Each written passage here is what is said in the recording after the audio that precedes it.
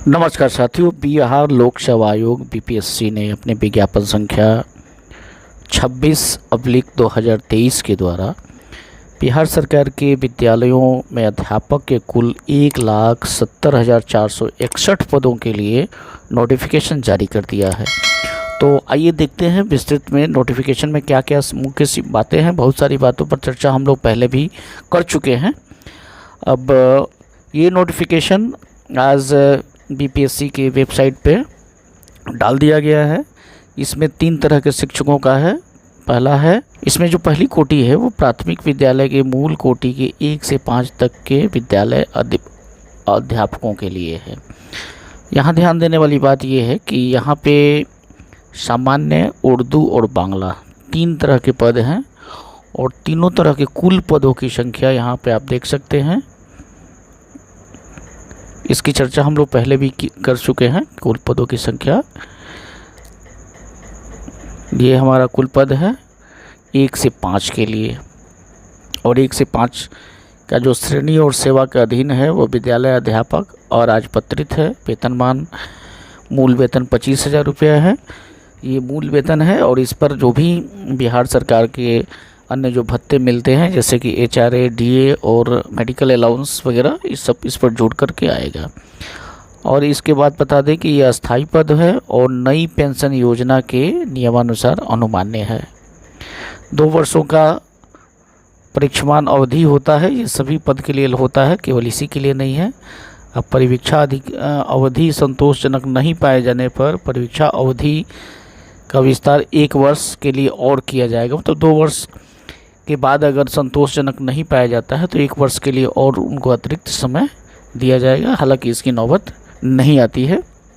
इसी तरह माध्यमिक विद्यालय 9 और 10 के लिए अध्यापकों के लिए कुल जो विषय है हिंदी, अंग्रेजी, विज्ञान, गणित, सामाजिक विज्ञान, संस्कृत, उर्दू, अरबी, फारसी, बांग्ला, और ये कुल पद सबके लिए अलग अलग है। अनारक्षित, आरक्षित महिला है, फिर ईबीसी है, ईबीसी की महिला है, अत्यंत पिछड़ा वर्ग की महिला, पिछड़ा वर्ग की महिला, अनुसूचित जाति महिला, अनुसूचित जनजाति की महिला, अन्य पिछड़े वर्ग की महिला, आरएफ, कुल पद यहाँ पे दे दिया गया है। तो इस प्रकार ये हमारा माध्यमिक शिक्षकों का है। तो माध्यमिक शिक्षक का फिर उसी तरह से दिया हुआ है। श्रेणी एवं सेवा का विद्यालय अध्यापक और राजपत्रित है। 31,000 इसका मूल वेतन है, और इसके अतिरिक्त जो भी बिहार सरकार के भत्ते अनुमान्य हैं वो सारे इस पर लागू होंगे। अस्थाई पद है और नई पेंशन योजना के अनुरूप अनुमान्य है। इसके अतिरिक्त जो तीसरा पद हमारा है उच्च माध्यमिक विद्यालय 11 और 12 के लिए, तो इसका भी सभी विषयों के लिए अलग अलग कोटियों का सारे पदों को यहाँ पे दिया हुआ है। इसको देख सकते हैं हम लोग। कुल पद यहाँ 57,602 कुल पद है सबको मिला करके, और इसमें भी वही सारी बातें हैं। मूल वेतन यहाँ 32,000 है। ये बातें हम लोग पहले भी कई बार कर चुके हैं, लेकिन अब इसका ऑफिशियली नोटिफिकेशन आ चुका है। तो अब हम लोग इस चीज़ को इसको अंतिम सत्य मान करके चलेंगे। हाँ, इसमें कुछ बदलाव हो सकता है, लेकिन अभी इसको हम सही सत्य मान करके ही चलेंगे, क्योंकि ये ऑफिशियली नोटिफिकेशन जारी हो चुका है। अब इसका जो रोस्टर है, समेकित रोस्टर का आयोग की वेबसाइट पर भी उपलब्ध कर दिया गया है।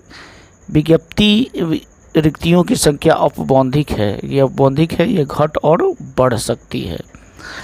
अभ्यर्थियों की संख्या के अनुरूप संचालन 1 से अधिक चरणों में आयोजित की जा सकती है। परीक्षा का यहाँ दिया हुआ है। विद्यालय अध्यापक की नियुक्ति की अनिवार्य अर्हता निम्न होगी। भारत सरकार का नागरिक हो और बिहार का अस्थायी निवासी हो, ये हम लोग ध्यान रखेंगे। विद्यालय अध्यापक के पद की नियुक्ति हेतु राष्ट्रीय अध्यापक शिक्षा परिषद द्वारा समय समय पर निर्धारित शैक्षणिक और प्रशिक्षणिक योग्यता धारित करता हो, जो संप्रति में निम्नवत है। इस पर तो हम लोग पहले वीडियो भी बनाए हुए हैं कि किस पद के लिए क्या है। जैसे कि 1 से 5 के लिए जो है न्यूनतम 50% अंकों के साथ 10+2 उच्चतर माध्यमिक, इंटरमीडिएट तथा डीएलएड। फिर न्यूनतम 45% अंकों के साथ उच्चतर माध्यमिक या समकक्ष हो और प्रारंभिक शिक्षा शास्त्र में द्विवर्षीय डिप्लोमा जो राष्ट्रीय अध्यापक शिक्षा परिषद के अनुमान्य हो, विनिमय 2002 के अनुरूप प्राप्त किया हो। ठीक है, इसी तरीके से और भी इसका दिया हुआ है, इस पर हम लोग विस्तृत चर्चा पहले कर चुके हैं, इसलिए ज़्यादा इसमें करने की ज़रूरत नहीं है। हाँ, आप लोग इसे पूरी तरह से एक एक बिंदुओं को अच्छी तरीके से पढ़ लें। आगे दूसरा है 9 और 10 के लिए। तो 9 और 10 के लिए जो सामान्य योग्यता है वो है 50% अंकों के साथ किसी भी विश्वविद्यालय से स्नातक या स्नातकोत्तर उत्तीर्ण और बीएड स्नातक में शिक्षा में स्नातक अर्थात बीएड की। इसके अतिरिक्त और भी जो दिया हुआ है इसको आप लोग देख सकते हैं, इस पर हम लोग काफ़ी चर्चा कर चुके हैं। इसी तरह अब 11वां 12वां के लिए अध्यापकों का निम्न समूह होगा। फिजिक्स में सब्जेक्ट ग्रेजुएट लेवल क्या क्या होना चाहिए, फिजिक्स, इलेक्ट्रॉनिक्स, अप्लाइड फिजिक्स या न्यूक्लियर फिजिक्स। केमिस्ट्री में केमिस्ट्री, बायोकेमिस्ट्री। इकोनॉमिक्स में economics, applied chemistry, business economics. इसी तरह कॉमर्स का हुआ है, बायोलॉजी का है, मैथ का है। तो इस पर देख लेंगे, अपने अपने जो जिनका विषय संबंधित विषय है उसको देख लेंगे और अच्छे से इसको समझ लेंगे। इस पर हम लोग पहले भी बात कर चुके हैं। इसमें आयु सीमा का कट ऑफ डेट 1/8/2023 होगा और प्राथमिक विद्यालय के शिक्षकों के लिए कट ऑफ डेट 1/8/2023। अभ्यर्थियों के न्यूनतम 18 वर्ष और माध्यमिक और उच्च माध्यमिक के लिए 21 वर्ष है। न्यूनतम 18 वर्ष और अधिकतम 18 वर्ष हो जाएगा 1 से 5 के लिए और माध्यमिक और उच्च माध्यमिक के लिए 21 वर्ष हो जाएगा। और उच्चतम आयु देख सकते हैं यहाँ अनारक्षित 37 वर्ष है और उसके अनुरूप अन्य आरक्षित वर्गों को जो छूट दी जाती है उसी के अनुरूप है। अब नियमावली में जो पूर्व से परीक्षा में उत्तीर्ण होने वाले प्रशिक्षित अभ्यर्थी को नियमावली प्रवृत्त होने के पश्चात नियुक्ति के प्रथम समव्यवहार में अधिकतम आयु में 10 वर्ष की छूट 1/8/2023 को आधार मानकर की जाएगी। इस चीज़ को बढ़िया से समझ लेने की ज़रूरत है, इसको देख लेंगे आप लोग। सब कुछ स्पष्ट दिया हुआ है। लिखित परीक्षा के बारे में तो हम लोग बहुत सी चर्चाएं की जा चुका है। पहला पेपर भाषा का होगा जो कि क्वालिफाइंग होगा, 25 प्रश्न और 75 प्रश्न, और इसमें से सिर्फ 30% अंक लाना है, मतलब कि 100 प्रश्नों में से आपको 30 प्रश्न लाना है, दोनों मिलाकर। और दूसरा पेपर हो जाएगा सामान्य अध्ययन, और ये 1 से 5 के लिए हो गया, और ये हो जाएगा विषय एवं सामान्य अध्ययन माध्यमिक के लिए, और ये हो जाएगा उच्च माध्यमिक के लिए। और इसमें 80 + 40 है, भाग 1 में 80 और भाग 2 में 40। जो 80 प्रश्न है वो नॉलेज बेस्ड होगा और 40 प्रश्न जो होगा इंटेलिजेंस बेस्ड होगा। तो इस पर तो हम लोग पहले भी कई सारी चर्चाएं कर चुके हैं। MCQ बेस्ड क्वेश्चन होगा और प्रत्येक गलत उत्तर के लिए नेगेटिव मार्किंग भी रहेंगे, मतलब नेगेटिव गलत अगर उत्तर देते हैं तो उसके लिए अंक काट लिए जाएंगे। अब इसके अतिरिक्त जो कार्मिक और प्रशासनिक सुधार विभाग का ज्ञापांक है 2007 का, इसके अनुरूप किसी भी परीक्षा में, बिहार सरकार के अन्य परीक्षाओं में भी ये लागू होता है, जो सामान्य वर्ग के उम्मीदवार होते हैं उन्हें कम से कम 40% लाना होता है। पिछड़ा वर्ग के लिए 36.5%, अत्यंत पिछड़ा वर्ग के लिए 34%, अनुसूचित जाति जनजाति के लिए 32% न्यूनतम अर्हतांक है, इसको लाना ही लाना होता है।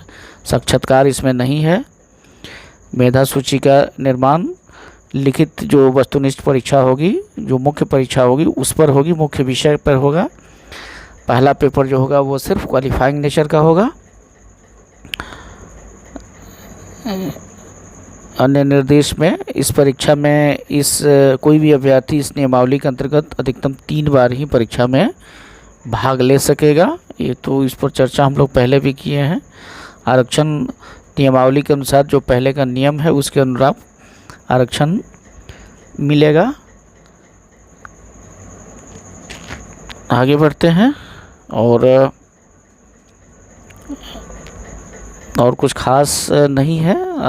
ऑनलाइन आवेदन करने से पहले सारे बिंदुओं को आप लोग सही से एक बार पढ़ लेंगे, देख लेंगे, और इसीलिए आप लोगों को 15 दिन का समय दिया हुआ है कि अभी 15 तारीख से इसका ऑनलाइन एप्लीकेशन लिया जाएगा, स्वीकार किया जाएगा। उसके पहले जो प्रमाण पत्र आपके पास नहीं है वो सारे प्रमाण पत्र तैयार कर लेंगे, क्योंकि निम्नलिखित प्रमाण पत्रों की मूल प्रति संलग्न करना होगा, समय पर मांगे जाएंगे। तो सारे प्रमाण पत्र यहाँ देख सकते हैं।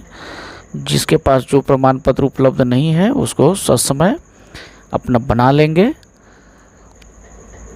शुल्क की जहाँ तक बात है तो बायोमेट्रिक फ़ीस के रूप में 200 रुपया अलग से लिया जाएगा, और यहाँ दिया हुआ है सामान्य प्रार्थियों के लिए 750, अनुसूचित जनजाति के लिए 200। लेकिन जो लोग आधार संख्या को अंकित करके अगर पहचान पत्र के रूप में आधार संख्या को अंकित किए हैं, उनके लिए 200 रुपये देना जरूरी नहीं है।